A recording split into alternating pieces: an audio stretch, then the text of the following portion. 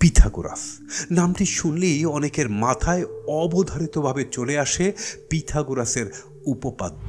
অন্তত মাধ্যমিক শিক্ষার গণ্ডি পার করা প্রতিটা মানুষই তার নাম শুনেছেন বিখ্যাত সেই পিথাগোরাসের উপপাদ্যের বদৌলতে। তার বাইরে যারা পিথাগোরাসের নাম শুনেছেন তাদের নিকট তিনি নিশ্চিত এক ধাঁধা। কারণ ইতিহাস পড়ে জানা যায় পিথাগোরাসের সমকালীন অনেক মানুষই তার মধ্যে অলৌকিক ক্ষমতা আছে বলে বিশ্বাস করে।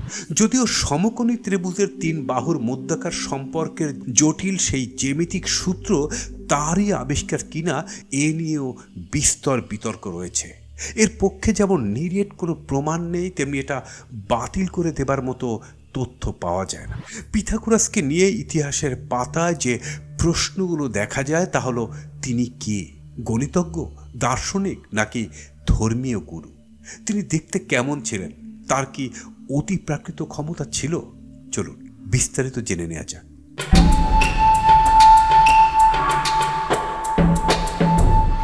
পিথাগোরাসকে নিয়ে সকল প্রশ্নের নিশ্চিত কোনো উত্তর পাওয়া যায় না। তাই তো তার জীবন, দীক্ষা, মৃত্যু সবই যেন এক অমীমাংসিত রহস্যে ঢাকা। পিথাগোরাস সম্পর্কে যে তেমন কিছু জানা যায় না, এর বড় কারণ তার জীবদ্দশায় তিনি নিজে বা তাকে নিয়ে অন্য কেউ কিছুই লিখে যায়নি। পিথাগোরাস সম্পর্কে মানুষ জানতে পারে তার মারা যাওয়ারও প্রায় 150 বছর পর। প্লেটো আর অ্যারিস্টটলের উপর তার বিরাট প্রভাব ছিল।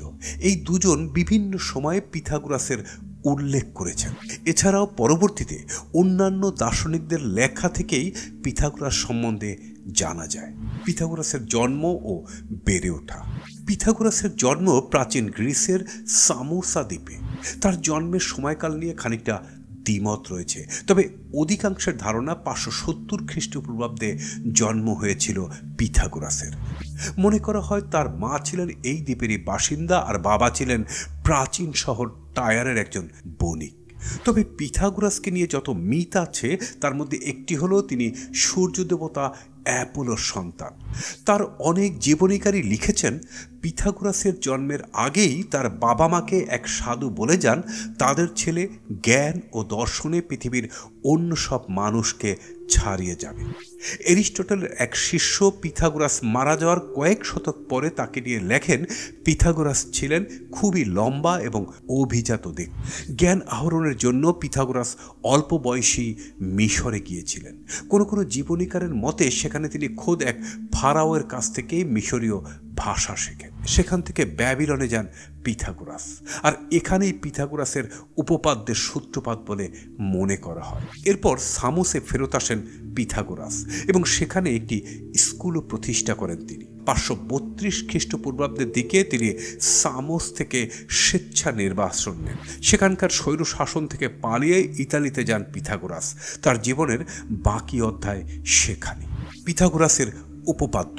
পিথাগোরাসের উপপাদ্য তিনিই আবিষ্কার করেছিলেন কিনা এ নিয়ে বিতর্ক রয়েছে। পিথাগোরাসের উপপাদ্য অনুসারে সমকোণী ত্রিভুজের অতিভুজের বর্গ এর লম্ব ও ভূমির বর্গের যোগফলের সমান। বিশ্বজুড়ে সবচেয়ে বেশি ব্যবহৃত ও জনপ্রিয় জ্যামিতিক সূত্র এটি। কিন্তু এই সূত্র কি পিথাগোরাসই প্রমাণ করেছিলেন? পিথাগোরাস ওয়েবসাইটে এ নিয়ে সুইডিশ গণিত বিশেষজ্ঞ সাইমন রেব্রাল লিখেছেন এর কৃতিত্ব পিথাগোরাসকে দেয়া হলেও এরকম কোনো প্রমাণ নেই যে তিনি প্রথম এটি সমাধান করেছিলেন। পিথাগোরাসের আগেই এই উপপাদ্য ব্যাবিলনীয়রা ও চীনা গণিতবিদরা সমাধান করেন বলে এখানে বলা হয়। তবে এটা জানা যায় না যে এই জ্যামিতিক সূত্র কি একবারই আবিষ্কার হয়েছে নাকি বিভিন্ন সময় ভিন্ন ভিন্ন জায়গায় আবিষ্কার হয়েছে। ধারণা করা হয় যে পিথাগোরাস যেহেতু ব্যাবিলনে গিয়েছিলেন তিনি সেখান থেকে এটি শিখে এসে গ্রিসের মানুষদের মাঝে তা ছড়িয়ে দেন এবং পরবর্তীকালে গ্রিস থেকে প্রকাশিত বিভিন্ন বইয়ে তাকেই এর কৃতিত্ব দেয়া হয়। আর এভাবেই বিশ্বজুড়ে এটি পরিচিতি পায় পিথাগোরাসের উপপাদ্য হিসাবে। পিথাগোরাসের দর্শন। পিথাগোরাস মেটাসাইকোসিস বা পুনর্জন্মে বিশ্বাস করতেন, অর্থাৎ আত্মা অবিনশ্বর এবং তা এক দেহ থেকে অন্য দেহে প্রবেশ করতে পারে, যার মানে মানুষ মারা যাবার পর তার আত্মা অন্য শরীর, এমনকি সেটা পশু পাখি শরীরও প্রবেশ করতে পারে। পিথাগোরাসের জীবনীতে দার্শনিক পরফিরি লিখেছেন, পিথাগোরাস বিশ্বাস করতেন যাদের আত্মা আছে তারা সবাই এক। স্ট্যানফোর্ড ও এনসাইক্লোপিডিয়া অব ফিলসফিতে বলা হয় যে কারো কারো মতে পিথাগোরাসই দর্শন শব্দটা প্রথম ব্যবহার করেন জ্ঞান ও প্রজ্ঞা বোঝাতে। পিথাগোরাস মহাবিশ্বে বিশ্বাস করতেন। তার মতে প্রতিটি বস্তুর পিছনে সংখ্যা আছে এবং তিনি বিশ্বাস করতেন এই মহাবিশ্ব সৃষ্টি হয়েছে সংখ্যাতত্ত্বের উপর ভিত্তি করে। তার এইসব চিন্তাধারা গণিত ও পশ্চিমা দর্শনে পরবর্তীতে ব্যাপক প্রভাব বিস্তার করে। পিথাগোরাসের ভীষণ সঙ্গীত প্রেমও ছিল। এমনকি মনে করা হয় তিনি প্রথম যিনি চিকিৎসার জন্য সঙ্গীত বা সুর ব্যবহারের কথা বলেছিলেন। পিথাগোরাস যখন জন্মভূমি গ্রিসের সামোস থেকে ইতালিতে চলে আসেন, সেখানে আস্তে আস্তে তার অনুসারী তৈরি হতে থাকে। দক্ষিণ ইতালির ক্রোতেনে তিনি গণিত নির্ভর দর্শন শেখাতে শুরু করেন। শীঘ্রই তার অনুসারীর সংখ্যা বাড়তে থাকে, যারা কঠোর জীবন আচারের মধ্যে ঢুকে যায়, আর তাদের পরিচিতি হয় পিথাগোরিয়ান হিসেবে। তবে তারা খুবই গোপনে তাদের পড়াশোনা ও কার্যক্রম চালাতে থাকে। শুরুর দিকে এই পিথাগোরিয়ানরা ছিল উচ্চ মধ্যবিত্ত শ্রেণীর এবং রাজনীতি সচেতন। তাদের বিশ্বাস ছিল অমরত্ব পেতে হলে এবং আত্মাকে মুক্ত করতে হলে শরীরকে কঠোর বিধিনিষেধের মধ্যে রাখতে হবে, যাতে নৈতিকভাবে একেবারে বিশুদ্ধ থাকা যায়। ওয়াশিংটন স্টেট ইউনিভার্সিটি বলছে তিনি প্রথম মাংসের গ্রহণে নিষেধাজ্ঞা দেন এবং তার অনুসারীরা পুরোপুরি নিরামিষ ভোজী হয়ে ওঠে। এছাড়া যে কোনো ধরনের সিম, মটরশুঁটি বা বীচি জাতীয় খাবার গ্রহণে পুরোপুরি নিষিদ্ধ ছিল পিথাগোরিয়ানদের জন্য। আর সেটাই শেষ পর্যন্ত তার মৃত্যুর জন্য কাল হয়ে ওঠে বলে পরবর্তীতে জানা যায়। পিথাগোরাসকে নিয়ে যত মিথ, পিথাগোরাসের একটি উরু ছিল স্বর্ণের। তাকে নিয়ে বহুল প্রচলিত ধারণার একটি ছিল এটি। এর কারণ হিসেবে বলা হয় যেহেতু তিনি সূর্য দেবতার ঐশ্বরিক সন্তান, তাই তার একটি উরু সোনায় মোড়ানো।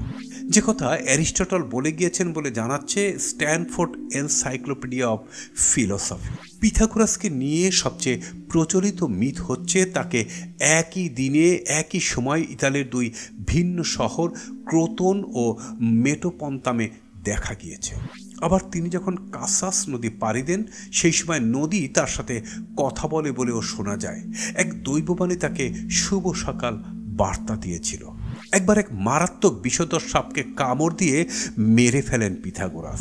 আর আরেকবার এক ভালুক এসে শহরে হানা দিলে তিনি সেটাকে ফলমূল আর বার্লি খাইয়ে শান্ত করেন এবং ভালুকের থেকে কথা আদায় করেন যে সে আর কখনো জীবন্ত কোনো প্রাণীর উপর হামলা করবে না। পিথাগোরাসের মৃত্যু। পিথাগোরাসের জীবনের মতো মৃত্যু নিয়েও নানান গল্প রয়েছে। তার পরবর্তী দিকের জীবনীকাররা লিখেছেন স্বৈরশাসন থেকে পালিয়ে ইতালি এসে মধ্যবয়সে পিথাগোরাস নিজেই স্বৈরশাসক হয়ে ওঠেন। একসময় ক্রোতনে পিথাগোরিয়ান বিরোধী মনোভাব জেগে ওঠে। ফলে 510 খ্রিস্টপূর্বে তিনি পালিয়ে বর্তমান ইতালির মেটাপন্তে শহরে চলে আসেন। সেখানেও দ্রুত তার অনুসারীর সংখ্যা বাড়তে থাকে। কিন্তু বিপত্তি বাধে গ্রিসের এক ধনী অভিজাত পরিবারের সন্তানের পিথাগোরিয়ান গোষ্ঠীতে যোগ দেয়া নিয়ে। কঠোর অনুশাসন ও সমস্ত নিয়ম মানা তার পক্ষে সম্ভব হবে না ভেবে তাকে অন্তর্ভুক্ত করেননি পিথাগোরাস। সেই ছেলেটি পরে শহরের লোকজনকে খেপিয়ে তোলে পিথাগোরাসের বিরুদ্ধে। খ্রিস্টপূর্ব 500 অব্দে তাদের বিরুদ্ধে আন্দোলন শুরু হয়।